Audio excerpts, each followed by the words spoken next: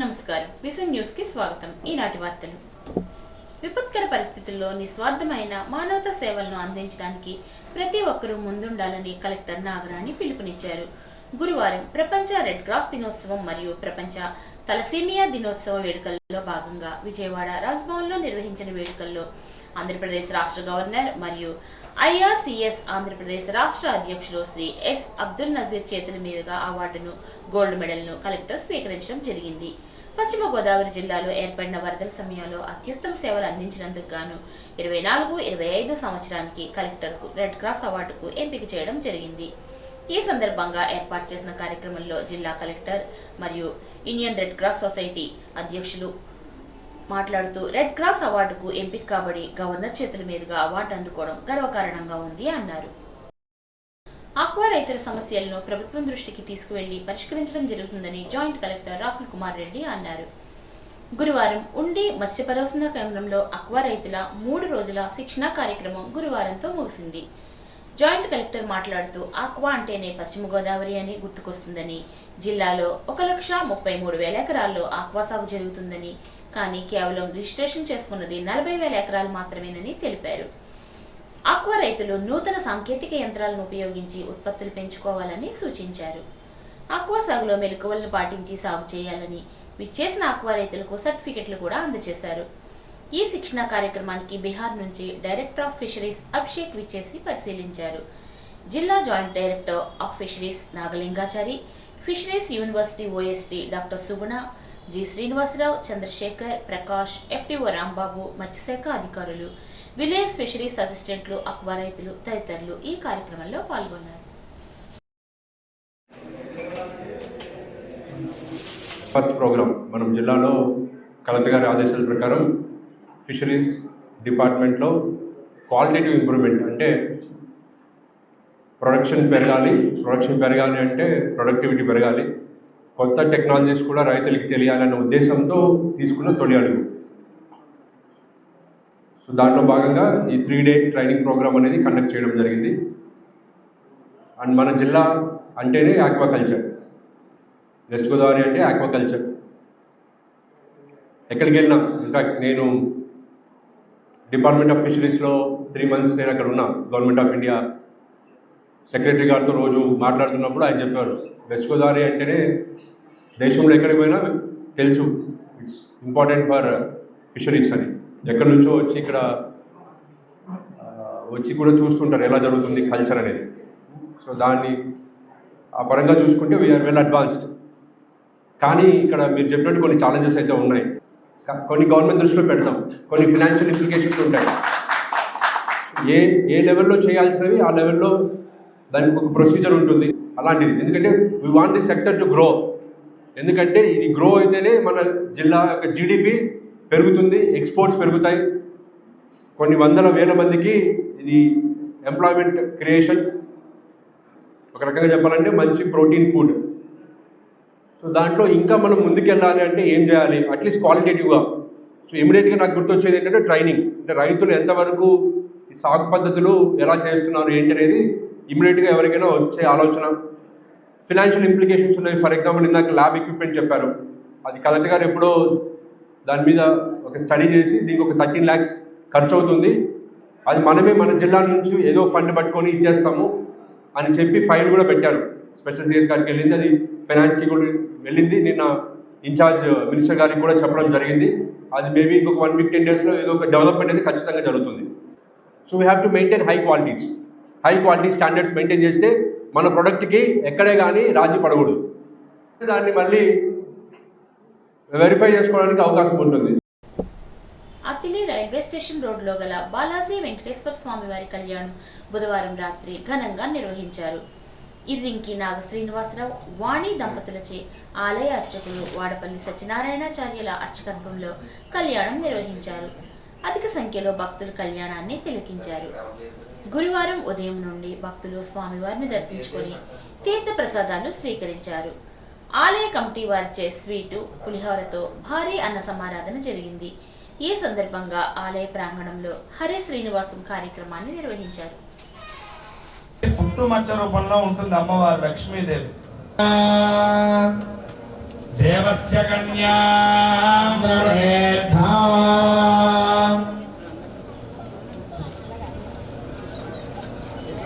देवस्य कन्यां लक्ष्म्याः वरं वृणेद्धाम्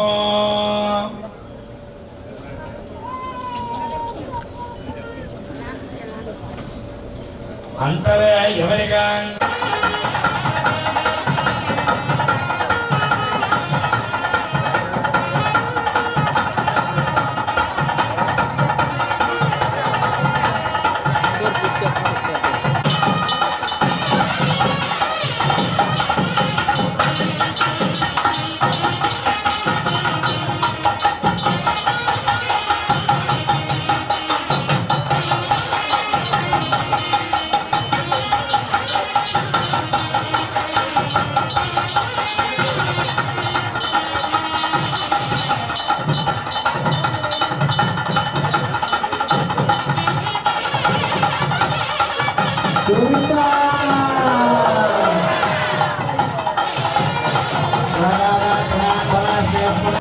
అందు గురించే మనం ఎప్పుడైనా ఒక తిరుమలకు వెళ్ళినటువంటి వారు దేవతలు అని చెప్పారు.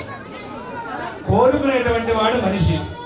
ఈ మనిషి కోరుకుంటూనే ఉండాలి, భగవంతుడు ఇస్తూనే ఉండాలి. తోటి తిరుమల వెళ్తాం. ఈ తిరుమల వెళ్ళి స్వామి వారిని కోరుకుందాం.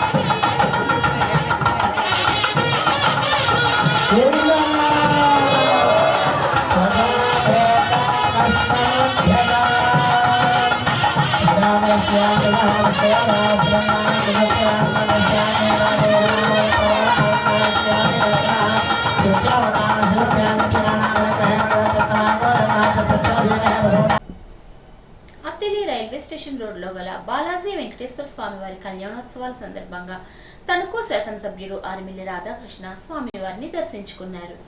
ఆలయ కమిటీ వారు ఆలయ మర్యాదలతో ఎమ్మెల్యేకు స్వాగతం పలికారు. ఈ సందర్భంగా ఆలయంలో ప్రత్యేక అర్చనలు నిర్వహించారు. ఆలయ కమిటీ వారు జ్ఞాపికను బహూకరించారు. అత్తిలి శాఖ గ్రంథాలయంలో వేసవి శిక్షణా శిబిరంలో భాగంగా విద్యార్థులకు వక్తృత్వ పోటీలు నిర్వహించారు. దేశభక్తి గీతాలు, పుస్తక పఠనం కార్యక్రమాలను నిర్వహించారు. రిసోర్స్ పర్సన్ రమేష్, హేమంత్ కుమార్, గ్రంథాలయ అధికారి కృష్ణారావు, వెంకట్రావు, గంధం శేషవేంద్రరావు, వెంకటేశ్వరరావు, దుర్గాప్రసాద్, శ్రీదేవి, దివ్య సత్యశ్రీ తదితరులు ఈ కార్యక్రమంలో పాల్గొన్నారు. గ్రామాలలో మౌలిక సదుపాయాల కల్పనకు ప్రభుత్వం నిధులు వెచ్చిస్తోందని తణుకు ఎమ్మెల్యే ఆర్మిల్లి రాధాకృష్ణ అన్నారు. గురువారం అత్తిలి మండలం లక్ష్మీనారాయణపురం గ్రామంలో జల్ జీవన్ మిషన్ పథకంలో భాగంగా 68 లక్షలతో నిర్మించే రక్షిత మంచినీటి పథకానికి భూమి పూజ చేశారు. జాతీయ గ్రామీణ ఉపాధి హామీ పథకం నిధులు 10 లక్షలతో నిర్మించిన సిసి రోడ్డును ఎమ్మెల్యే ప్రారంభించారు.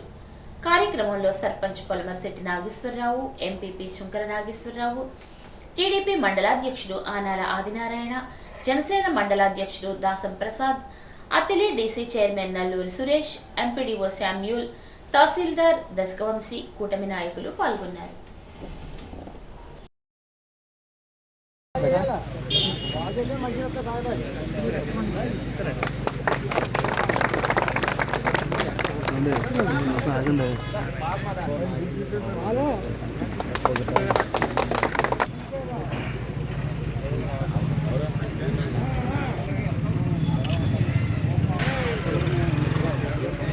కంచుమరులో 6 లక్షలతో నిర్మించిన డ్రైన్ను ఎమ్మెల్యే రాధాకృష్ణ ప్రారంభించారు. పెద్దపేట వద్ద 1 లక్షతో నిర్మించే రేవుకు శంకుస్థాపన చేశారు. 8 లక్షలతో నిర్మించే ఎస్సీ కమ్యూనిటీ హాల్కు శంకుస్థాపన చేశారు. 16 లక్షలతో నిర్మించే అంగన్వాడీ భవనాన్ని ప్రారంభించారు. 3 లక్షలతో నిర్మించే కృష్ణుని గుడి కమ్యూనిటీ హాల్ను ప్రారంభించారు. 1 లక్షతో నిర్మించే హెల్త్ సెంటర్ యొక్క విశ్రాంతి షెడ్ను ప్రారంభించారు. చెరువు గట్టుపై 10 లక్షలతో నిర్మించే వాకింగ్ ట్రాక్, మొక్కల పెంపకం, చెరువు సుందరీకరణ పనులకు శంకుస్థాపన జరిగింది. ఈ సందర్భంగా ఎమ్మెల్యే మాట్లాడుతూ కూటమి ప్రభుత్వం అధికారం చేపట్టిన తర్వాత గ్రామాలలో శాశ్వతమైన అభివృద్ధి పనులు చేపట్టామని అన్నారు.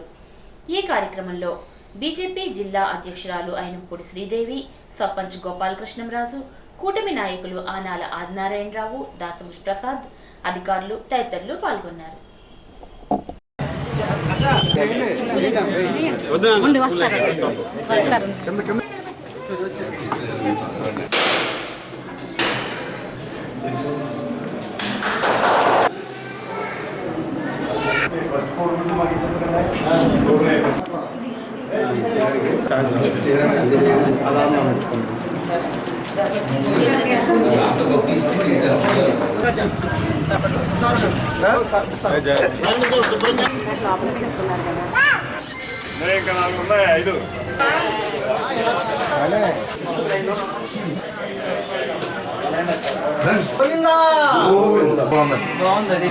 చాలా బాగా వచ్చింది.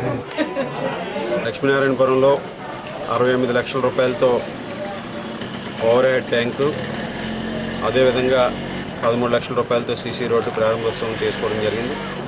అదేవిధంగా కంచుమర్రి గ్రామంలో అనేక అభివృద్ధి కార్యక్రమాలని ఈరోజు ప్రారంభించుకోవడం జరిగింది. ముఖ్యంగా ఎస్సీ ఏరియాలో ఉన్నటువంటి కాలనీలో డ్రైనేజ్ నిర్మాణం, అదేవిధంగా అంగన్వాడీ కేంద్రం, అలాగే ఇక్కడ సీసీ రోడ్లు, సచివాలయం బిల్డింగు, ఈ విధంగా అనేక అభివృద్ధి కార్యక్రమాలను కూడా ప్రారంభించుకోవడం జరుగుతుంది. ఈ ప్రభుత్వం వచ్చిన తర్వాత గ్రామాల్లో మౌలిక సదుపాయాలకి పెద్దపీట వేసే విధంగా గౌరవ ఉప ముఖ్యమంత్రి వర్యులు పవన్ కళ్యాణ్ గారు గ్రామ సభలు పెట్టి అనేక అభివృద్ధి కార్యక్రమాలకి ఎన్ఆర్జీఎస్ నిధుల ద్వారా సీసీ రోడ్లు కానీ డ్రైనేజీల నిర్మాణం కానీ పెద్ద ఎత్తున నిధులు ఇవ్వడం జరిగింది.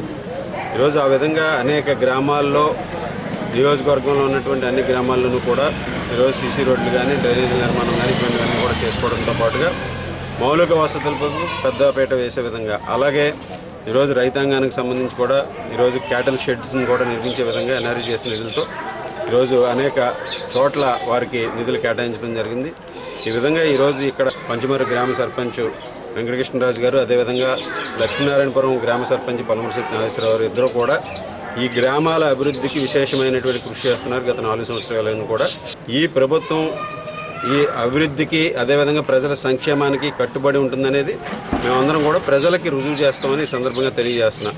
రబీ సీజన్లో రైతులు ధాన్యం అమ్మినటువంటి 12 గంటల్లో వారి అకౌంట్లో డబ్బులు జమ అవడం జరిగింది. ఈరోజు మన నియోజకవర్గంలో దాదాపు 200 కోట్ల రూపాయలు పైగా ధాన్యం కొనుగోలు ద్వారా రైతులకి చెల్లింపులు చేయడం జరిగింది. గత 5 సంవత్సరాల వైఎస్ఆర్ కాంగ్రెస్ పార్టీ ప్రభుత్వ ఆధ్వర్యంలో ఏ సంవత్సరం కూడా కనీసం 2-3 నెలలు లేకుండా వారికి డబ్బులు పడినటువంటి పరిస్థితి లేదు.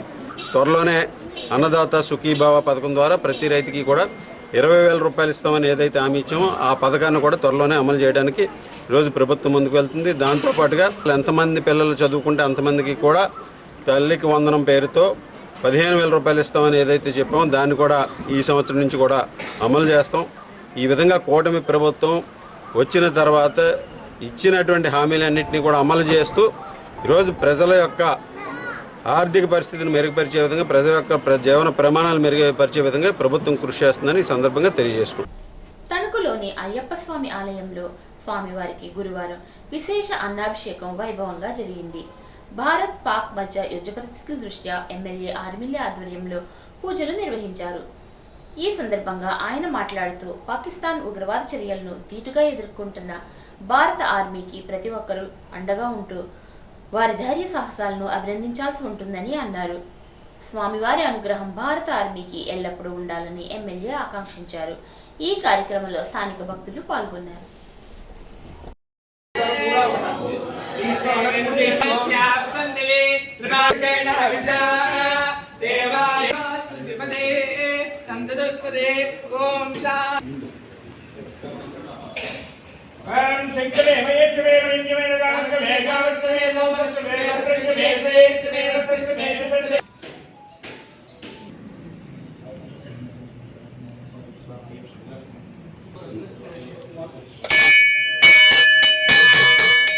జగంట బ్లాక్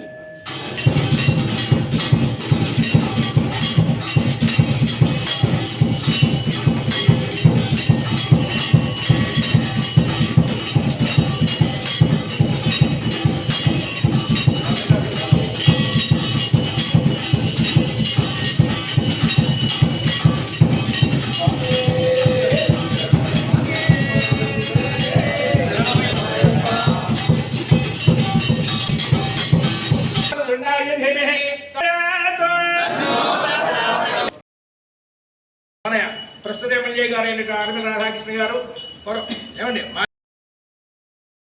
స్వామివారికి శేషం వస్తుంది.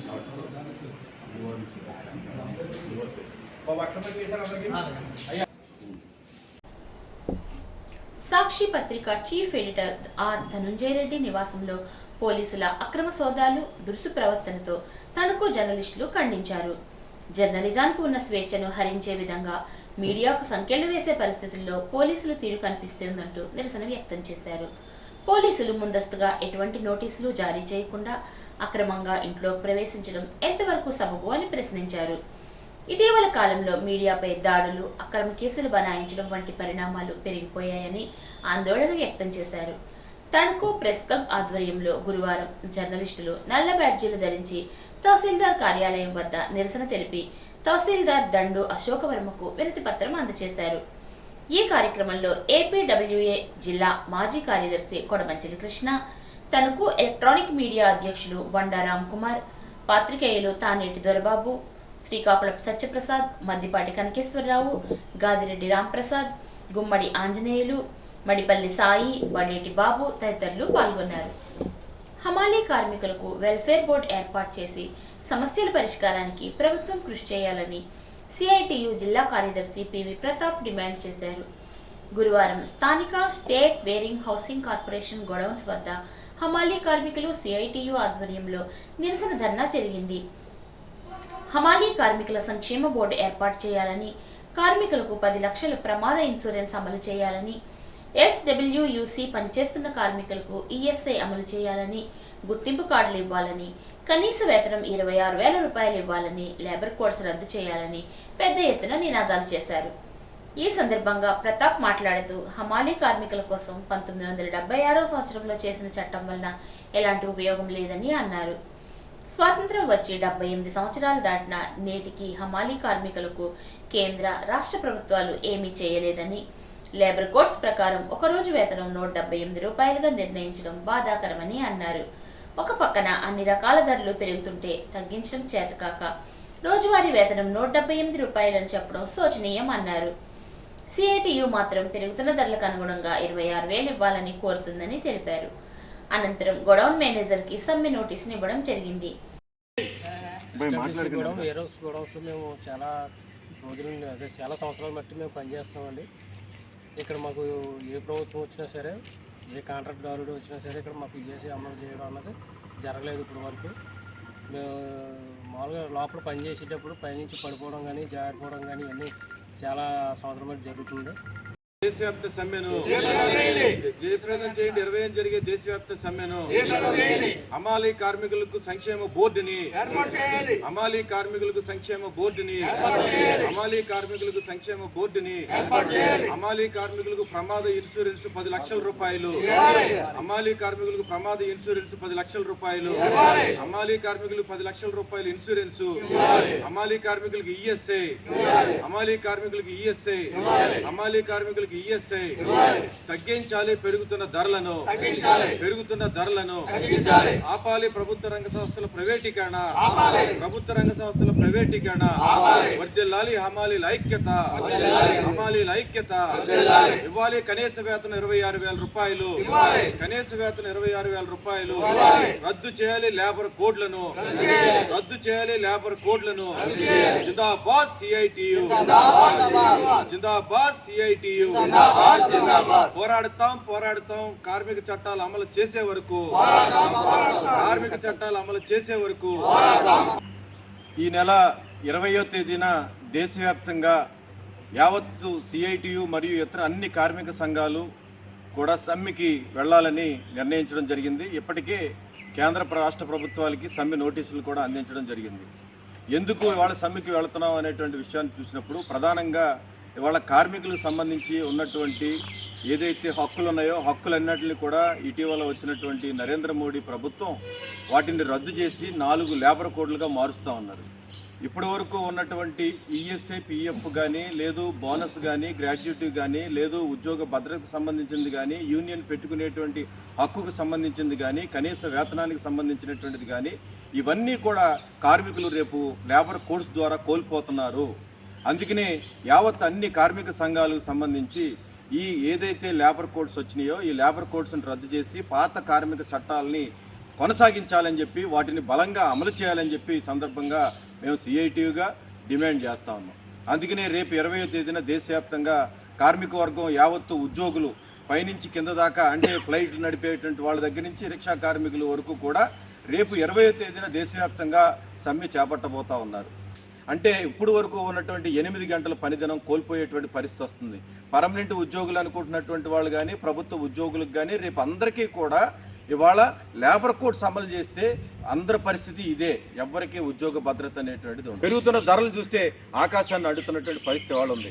అందుకనే ఇవాళ కార్మికులకి సంబంధించి పెరుగుతున్న ధరలకు అనుగుణంగా ప్రతి కార్మికుడికి కూడా 26,000 రూపాయలు లెక్క పెడితే కనీసం 833 రూపాయలు చొప్పున ఇవాళ వాళ్ళకి ప్రతిరోజు దానికంటే పైన ఎంతైనా రావచ్చు, తగ్గకుండా ఇవ్వాల్సినటువంటి అవసరం ఉందనేటువంటి సందర్భాన్ని మేము చెప్పదలుచుకున్నాం.